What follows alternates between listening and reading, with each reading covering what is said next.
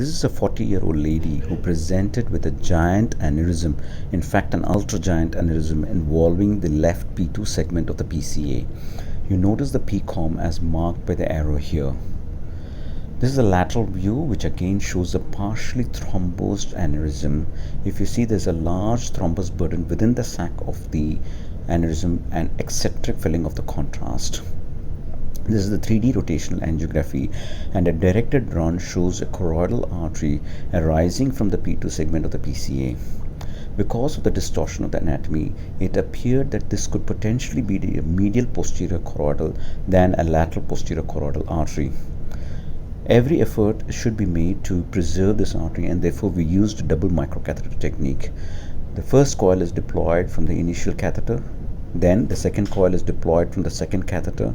Once coil stability is achieved, the first coil is detached. We were able to achieve a focal occlusion with preservation of the origin of the choroidal artery. This is the initial run, and few minutes later there was complete occlusion of the PCA with preservation of the choroidal artery. We would like to discuss the importance of the medial and lateral posterior choroidal arteries. The medial posterior choroidal artery arises from the P1 segment of the PCA or the P2A segment, which is the anterior part of the P2 segment of PCA. It courses in the crural cistern, ambient cistern, and reaches the quadrantgeminal cistern.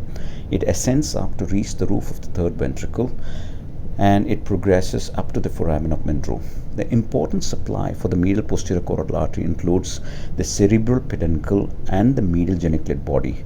It also supplies the tegmentum, colliculi, and thalamus. It rarely supplies the lateral geniculate body. Let's compare this with the lateral posterior choroidal artery. It generally originates from the P2 segment of PCA, the posterior part. It then enters the choroidal fissure and travels along the lateral ventricle to the foramen of Monro. The important supply for the lateral posterior choroidal artery includes the lateral geniculate body and the thalamus. In rare instances, it can supply the cerebral peduncle, medial geniculate body, and the tegmentum.